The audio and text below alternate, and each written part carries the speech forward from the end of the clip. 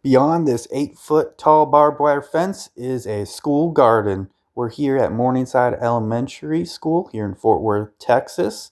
It is one of the largest and oldest school gardens in this part of Texas. It was established in the 1990s. It has 25 growing beds as well as an orchard. In this video, we're going to be taking a tour. It is December. The kids are out. We're going to be showing you what you can grow in North Texas in the wintertime and some helpful activities to go along with that. So come join us. It is late December right now. It's actually school break. And so what we're planting is a lot of greens and root crops. They do really well here in Fort Worth, Texas during this time of year. But right now we have a bed of spinach in here that we're growing. Everything was self-seeded by the students. You can see it popping up in kind of rows. And then there are some other things in here as well.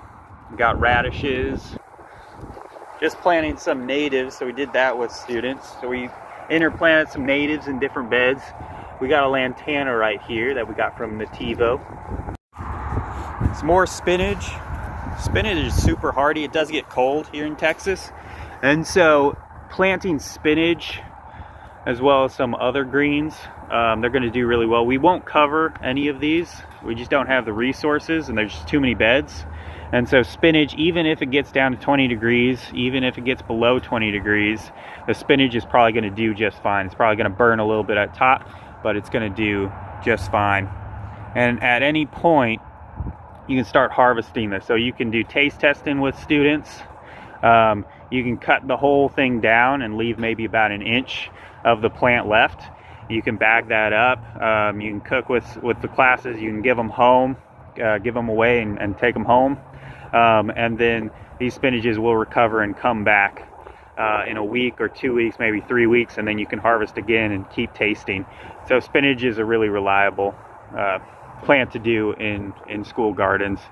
You have to plant when it's kind of cool outside, so like October time when the temperatures start dropping, and it does help the plant when you have like a week of rain. That's just a good time to plant anything. Plant right before the rains come. We got a lot of radishes in here too. Another great plant to plant radishes. They pop up within a few days. They germinate in cold weather, warm weather, wet, dry. They germinate really well within a few days, and then usually these are 30-day varieties, so they're very quick. And so kids love looking at them too as they develop, looking at the little roots right here, little red roots as they're developing and coming in. Of course, more radishes.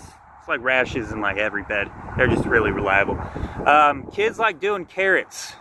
Carrots are a little challenging, but again, if you can plant when those cooler temperatures come around in October, November, and you can plant when there's a rainy season, so usually we get it in November or October is when we have our rains, they pop up really well. You can see that they popped up pretty well in our little rows.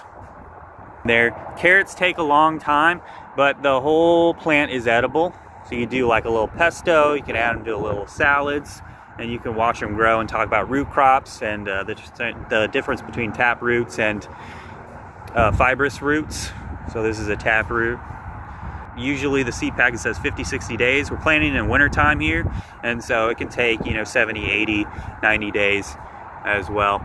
Another great activity too is talking about thinning. So when you're talking about plant needs, basic needs, water, sunlight, soil, nutrients, carbon dioxide. One of them is space. And so something that takes up a little bit of time is you can talk about spacing these carrots like 3 or 2 fingers away from each other, and then they have to go through the kids and pull carrots out. And the way I phrase it is we're not killing or thinning out necessarily. We're harvesting early. And so these guys, they'll try, put in salads, make pesto. But it works on their fine motor skills. They learn about spacing, that plants need space just like them. And then they can see the different developmental stages of carrots. So this guy has a nice long tap root. That's where the carrot actually is going to come from. A lot of times, kids, they don't know where carrots actually come from other than the grocery store. And so it's cool to see that their actual carrots come from the ground and is an actual root. And that carrots do have tops. They do have leaves that photosynthesize, just like other plants as well. And then you can leave these guys in the ground and let them bolt or go to flower and then go to seed. And then you can see the whole life cycle of a plant by doing it that way too. And interplanted with them on the edges, just for the heck of it, we've got garlic. So garlic is super hardy in the wintertime too. Got a little carrot right by there. So we plant in October, November at the latest. But you're taking cloves of the garlic and you're sticking them deep into the ground rather than going by seed.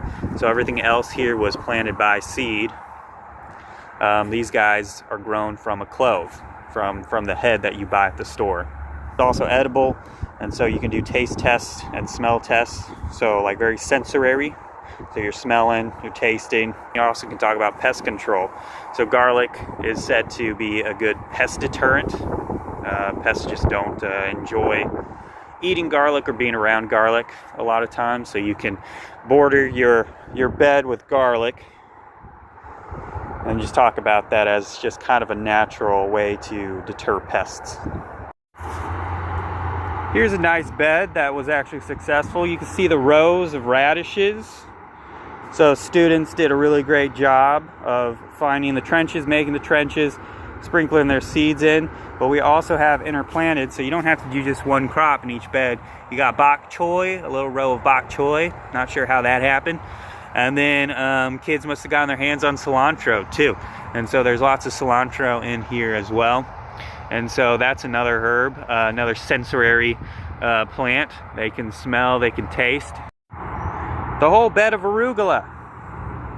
Maybe radishes, but it's mostly just arugula. And we didn't plant this bed. This was a few arugula plants that we did plant last year, and then they went to flower, and the flowers went to seed.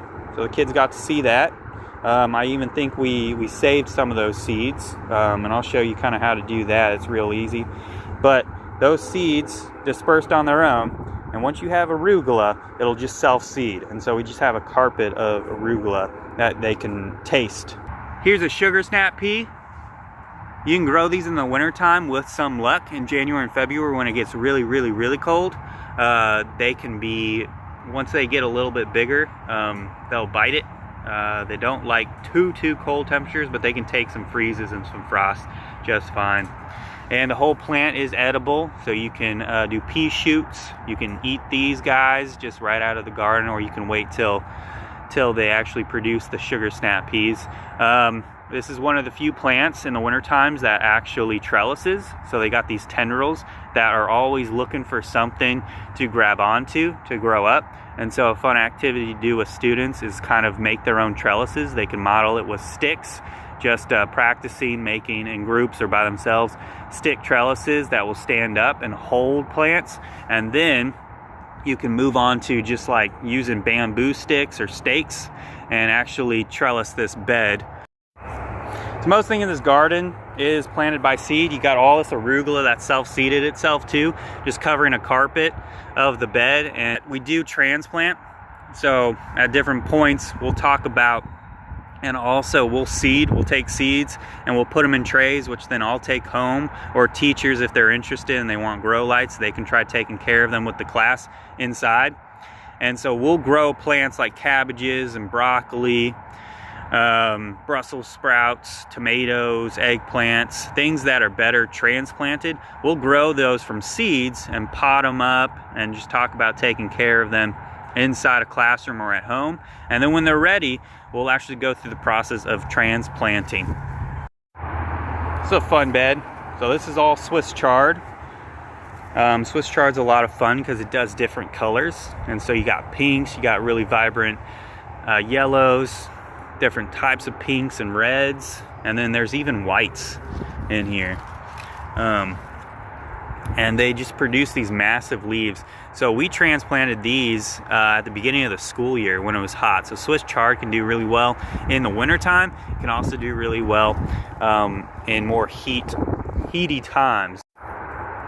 Here's our broccolis. So there's another plant that we transplanted. And then we self-seeded this beautiful bok choy that's now going to flower. And so instead of harvesting this and eating it, we're letting it go to flower so they can see where the flower is produced. We talk about why the plant is producing a flower, at what stage in its life cycle it's at. And then you can observe the flower, you can measure the plant, the leaves as it gets bigger, and then let that go to seed. Red cabbages, a lot of Brussels sprouts in this bed. You talk about spacing too. So when we planted these guys, they were very, very small, and so it seemed like there was tons of space. But as you can see, as they get bigger, you can see them starting to crowd each other out. Some of those leaves starting to crowd out the light from some of the smaller plants. And so really talking about how some plants, even though they're small, they need tons of space. And you can experiment. You can put them all together real close and watch them overcrowd. Here's that arugula, and so going to flower, and so talking about the different life cycle stages of plants. These flowers are also edible.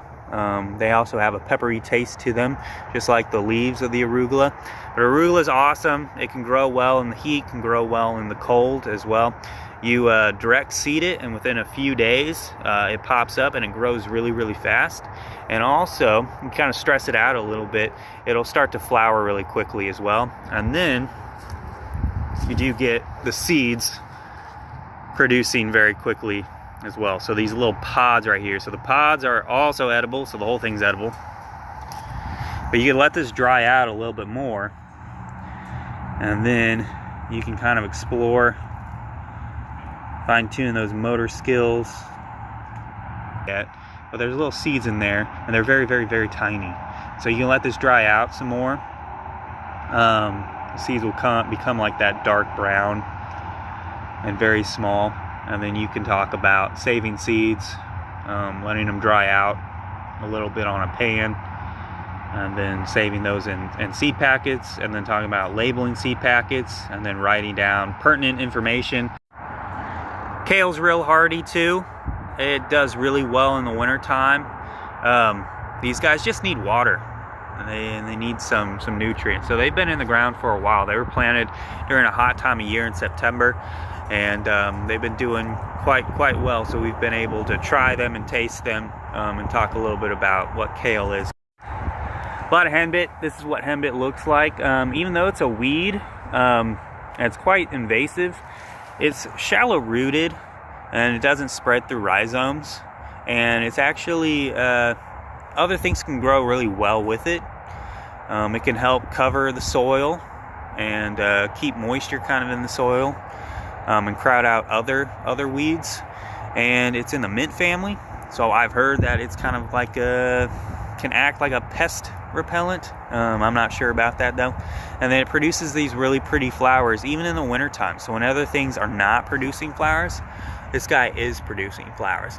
And you can look at the different flowers up close and talk about flower structures with the students, and look at and compare them to other flowers like the arugula flower that we just looked at. And this plant is completely edible too. Kids like to.